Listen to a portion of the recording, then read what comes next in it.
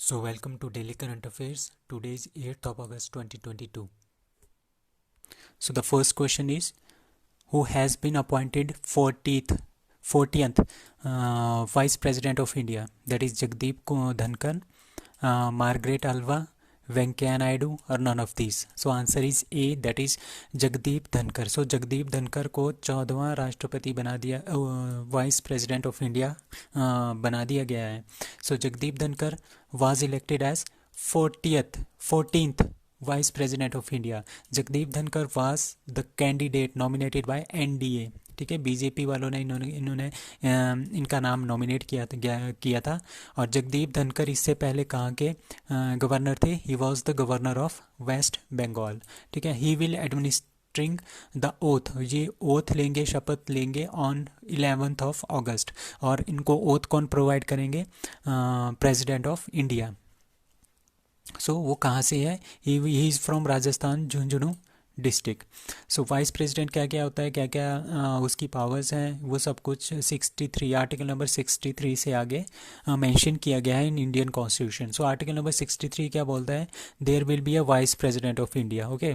And article number 65 क्या बोलता है? Vice president can be acting president of India. कब? जब प्रेसिडेंट की पोस्ट खाली हो, उस time vice president as president काम कर सकता है. और ओथ कौन देगा वाइस प्रेसिडेंट को? By president of India. And the vice president is the chairman of Rajya Sabha. और इनको जो सैलरी मिलती है वो चेयरमैन ऑफ राज्यसभा की ही सैलरी मिलती है, क्योंकि यहीं पे इनका काम होता है और इनका कोई काम नहीं होता है वाइस प्रेसिडेंट का. एंड इलेक्शन कैसे होते हैं? ऑल मेंबर ऑफ पार्लियामेंट, मतलब कि राज्यसभा और लोकसभा. राज्यसभा और लोकसभा में जितने भी मेंबर्स हैं वो सब इनके इलेक्शन में पार्टिसिपेट करते हैं, इलेक्टेड भी और नॉमिनेटेड भी. बट एमएलए में क्या होता है? जो एमएलए और विधानसभा और विधान परिषद के मेंबर्स हैं, लेजिस्लेटिव असेंबली और लेजिस्लेटिव काउंसिल, उसमें ये जो ये विधानसभा विधान परिषद है वो कोई भी इसमें पार्टिसिपेट नहीं करता है. बट अब आपके प्रेसिडेंट के इलेक्शन में क्या होता है? प्रेसिडेंट के इलेक्शन में पूरा का पूरा पार्लियामेंट होता है. ठीक है, ओनली इलेक्टेड वन. ठीक है, elected one, not nominated. Nominated को आप साइड में रख लो. जो नॉमिनेटेड किए होते हैं ना, प्रेसिडेंट ने ही नॉमिनेट किया होता है उनको, तभी इनको इलेक्शन में पार्टिसिपेट करने नहीं दिया जाता है इन प्रेसिडेंट के इलेक्शन में. ठीक है, ये प्रेसिडेंट के इलेक्शन में है. पार्लियामेंट जो हमारे पास पार्लियामेंट में है, लोकसभा राज्यसभा के जितने मेंबर्स हैं इलेक्टेड मेंबर्स हैं, प्लस विधानसभा के जितने भी बंदे हैं, जितने भी विधानसभा के जो भी बंदे हैं, एमएलए हैं, वो सारे के सारे इसमें आ जाएंगे. बट विधान परिषद इसमें नहीं आती है. आपने याद रखना है, इसमें विधान परिषद नहीं आती है. तो ये इसमें राष्ट्रपति के केस में और ये वाइस प्रेसिडेंट के केस में. Now, which state government decided to develop one Sanskrit speaking village in every district? सभी डिस्ट्रिक्ट में एक संस्कृत स्पीकिंग विलेज होगा. कहाँ पे? किस स्टेट गवर्नमेंट ने डिसाइड किया है? केरला, आंध्र प्रदेश, तमिलनाडु और Uttarakhand. So answer is D, that is Uttarakhand. So Uttarakhand ने क्या डिसाइड किया है कि जितने भी हमारे पास डिस्ट्रिक्ट्स हैं उसमें एक गांव ऐसा होना चाहिए जिसमें संस्कृत स्पीकिंग पीपल हो. सो उत्तराखंड गवर्नमेंट हैज़, उत्तराखंड में कितने हैं? 13 डिस्ट्रिक्ट्स हैं. ठीक है, 13 में एक एक गांव होगा जो संस्कृत स्पीकिंग गांव उनको बनाएंगे. दे विल बी टॉट वेदा और पुराना जो है संस्कृत में पढ़ाए जाएंगे. ठीक है, और उनको बोलेंगे हम संस्कृत ग्राम. Okay. And the Sanskrit is the second official language of Uttarakhand. ये आपने याद रखना है, second official language of Uttarakhand. पहली कौन सी है उनकी? हिंदी है. And Uttarakhand is the first state in the country to launch an initiative this scale to promote the Sanskrit. Sanskrit को प्रमोट करने के लिए इस टाइप का ये पहला इनिशिएटिव है by Uttarakhand government. So there is only one Sanskrit speaking village. आज तक हमारे पास एक ही संस्कृत स्पीकिंग विलेज है, दैट इज़ इन कर्नाटका में. ठीक है. अब उत्तराखंड से रिलेटेड कुछ चीज़ें हैं, लाइक एक्स डस्टलिक. डस्टलिक आपको पता ही है, इंडिया और उज्बेकिस्तान के बीच में ये एक्सरसाइज होती है, मिलिट्री एक्सरसाइज. इस कंडक्टेड कहाँ पे? रानी खेत उत्तराखंड में इस बार हुआ था, है मार्च 2021 में. और किसान ऐप बाय IIT रुड़की ने बनाया था, weather forecasting for to help the people farmers. Harela festival ये उत्तराखंड में मनाया जाता है, एंड हरेली इन झारखंड. अब रामगंगा और जिम कॉर्बेट नेशनल पार्क। तो ये दोनों रामगंगा का नाम ही अब, पहले जिम कॉर्बेट था, अब रामगंगा है। सो ये फर्स्ट नेशनल पार्क है इंडिया का, इन 1936 में इसको बनाया गया था। Which two countries has been approved to join NATO by US Senate? Finland, Greenland, Finland, Sweden, Finland, Iceland, Sweden, Iceland और Iceland, Greenland. So answer is B, that is Finland and Sweden. तो Finland और Sweden ने NATO join करने के लिए application डाली थी। तो दो कंट्री ये है, फिनलैंड एंड स्वीडन, जिनको अप्रूव कर दिया है नाटो में ज्वाइन करने के लिए बाय यूएस। यूएस ने तो अप्रूव कर लिया है, बट इस नाटो में ज्वाइन होने के लिए क्या चाहिए, जितनी भी कंट्रीज़ उसमें हैं, टोटल कंट्रीज़ उसमें 30 कंट्रीज़ है, तो सभी 30 कंट्रीज़ को पहले उनको अप्रूव करना पड़ेगा, तभी ये नाटो में ज्वाइन हो सकती है। तो अब तक 30 में से टू थर्ड जो देश हैं, कंट्रीज़ हैं, उन्होंने मतलब कि 20 के अराउंड 19-20 कंट्रीज़ हैं जिन्होंने इनको अप्रूव कर लिया है मेंबर बनने के लिए। बाकी कंट्रीज़ अभी रह जाती हैं, बट जब ये टोटल 30 के 30 इनको अप्रूव करेंगे तभी ये नाटो के मेंबर्स बनेंगे। तो नाटो के चेयरमैन कौन है, जेंस स्टोल्टनबर्ग। ठीक है, नाटो का हेडक्वार्टर कहाँ है, ब्रुसेल्स, बेल्जियम में। एस्टेब्लिश्ड इन 4 अप्रैल 1949, कहाँ पे, वाशिंगटन डीसी, यूएसए में ये बना था। और नेपच्यून स्ट्राइक इन्हीं की एक मिलिट्री एक्सरसाइज है नाटो की। Now Bhavina Patel, Neetu Ghanghas, Amit Panghal won gold in कौन कौन सी गेम में इन्होंने गोल्ड जीता है। Para table tennis, boxing respectively, para table tennis, wrestling, boxing respectively, para table tennis, boxing and wrestling. So none answer is A, that is para table tennis. ठीक है, भवीना पटेल है वो पैरा टेबल टेनिस प्लेयर है, उन्होंने उसमें gold जीता है। And Neetu घांगस ने बॉक्सिंग में जीता है, ठीक है, गोल्ड मेडल। एंड अमित फांगल ने बॉक्सिंग में ही जीता है gold medal in Commonwealth game 2022, ठीक है, जो बर्मिंघम में हो रही है, यूके में। एंड कॉमनवेल्थ गेम्स 2022 में अभी तक इंडिया ने कितने जीते हैं, 15 गोल्ड जीते हैं, 11 सिल्वर जीते हैं एंड 17 ब्रॉन्ज मेडल जीते हैं। अभी पिछले कल ही ये 6 गोल्ड मेडल आए थे, that is Bhavina Patel, Neetu Ghanghas, Amit Panghal and Ravi Kumar Dahiya, Vinesh Phogat and Naveen. इन्होंने तीनों ने रेसलिंग में क्या जीता है, गोल्ड मेडल जीते हैं।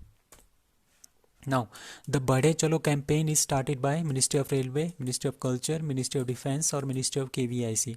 सो the answer is B, that is ministry of culture. So ministry of culture ने एक बढ़े चलो कैंपेन स्टार्ट किया है, जिसके अकॉर्डिंगली इसका जो मेन एम होगा वो होगा पैट्रियोटिज्म एमंग देम। ठीक है, लोगों जितने भी यूथ हैं उनको कलेक्ट करना और उनमें पैट्रियोटिज्म की भावना को जगाना। ठीक है, इसमें क्या होगा, इसमें फ्लैश डांसेस भी होंगे और यूथ एंथम के ऊपर फ्लैश डांस होंगे। ठीक है, यूथ की मतलब कि जो यूथ हैं उनको आइकन बना के उनके ऊपर जो है फ्लैश डांसेस बनाए जाएंगे। नहीं, बढ़े Chalo campaign is being held from 5 से 10 अगस्त तक चलेगा ये। ठीक है, अक्रॉस 10 सिटीज़ एवरी डे, मतलब कि 10-10 सिटीज़ में, हर दिन 10 सिटीज़ में ये कैंपेन चलेगा 5 से लेके 10 अगस्त तक। और इसका ग्रैंड फिनाले कहाँ पे होगा, that is in Talkatora stadium, that is New Delhi, on August 12 को ये ख़त्म हो जाएगा। अब कुछ एक क्वेश्चंस हैं नाउ, जैसे धरोहर है, धरोहर क्या है, national museum of custom and GST, that is open in Goa. And Rani Gaidinliu एक हमारे पास 1932 में फ्रीडम फाइटर थी, 1915 में इनका जन्म हुआ था और 1930 में इन्होंने सिविल डिसोबीडिएंट मूवमेंट, जब दांडी यात्रा हुई थी सॉल्ट मेकिंग वाली, तो उसको सिविल डिसोबीडिएंट मूवमेंट को इन्होंने ये लेके गए थे नॉर्थ ईस्ट में। ठीक है, तभी इनको 1932 में क्या कर दिया था, जेल कर दिया था, बंद कर दिया था अंग्रेज़ों ने। और 1947 में जब इंडिया आज़ाद हुआ था तब इनको बाहर निकाल दिया गया था बाय जवाहरलाल नेहरू। तो ये मणिपुर से हैं, टेमेंगलोंग डिस्ट्रिक्ट से। Now Thrissur Pooram is a festival of Kerala. Ambubachi कहाँ का मेला है, that is of Kamakhya temple, Guwahati, Assam. Now next question is, who made the first multispectral maps of Mars available? JAXA, Roscosmos, ISRO और NASA. So answer is D, ISRO, sorry NASA. सो NASA ने क्या कर दिया है, मार्स का एक पूरा का पूरा उन्होंने मल्टी स्पेक्ट्रल मैप जो है तैयार किया हुआ है। वही टोटल उसका साइज है 5.6 GB का।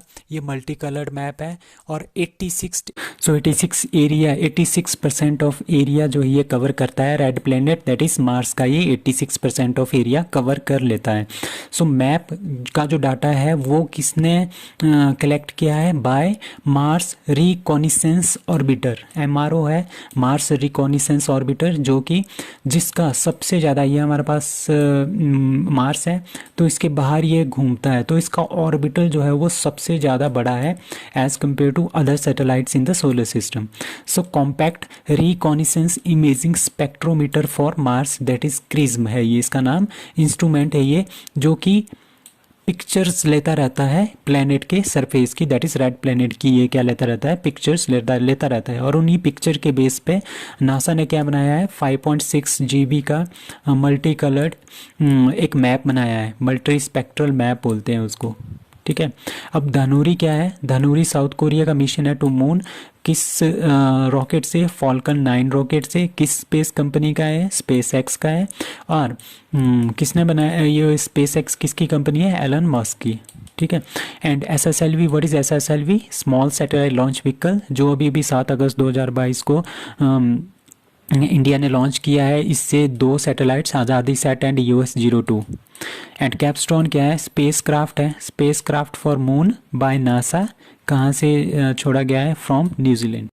So the next question is, the government of India has set the target to eliminate काला अजहर। काला अजहर एक तरह की स्किन प्रॉब्लम है, स्किन डिजीज है, फ्रॉम कंट्री बाय 2022, 2023, 2024 और 2025। सो answer is B, that is 2023। तो इंडिया ने ये टारगेट सेट करके रखा है कि 2023 तक हम काला अजहर नाम की बीमारी जो है वो स्किन डिजीज़ है, ठीक है। कहाँ की स्किन डिजीज़ है, ये हमारे पास ट्रॉपिकल डिजीज़ है, ठीक है, जो कि 100 कंट्रीज़ में फैल चुकी है इंक्लूडिंग इंडिया। तो इसको रिमूव करना है, इंडिया इसको 2023 तक रिमूव कर लेगा। But world earth health organization ने क्या बोला है, वो इसको पूरे वर्ल्ड से मिटा देगा 2030 तक। तो बट हम क्या बोल रहे हैं, हम बोल रहे हैं कि 2023 तक हम इसको अपने देश से ख़त्म कर देंगे। तो डॉक्टर भारती प्रवीण पवार, जो ministry of state of health and family welfare के मिनिस्टर, उन्होंने बोला कि 633 एंडेमिक ब्लॉक्स थे हमने बनाए थे पूरे इंडिया में, उसमें से 625 ब्लॉक में सक्सेसफुली एलिमिनेट कर दिया है काला अजहर को इन 2021 में। तो 2023 तक हम सारा का सारा जो है एलिमिनेट कर देंगे काला अजहर को पूरी कंट्री से।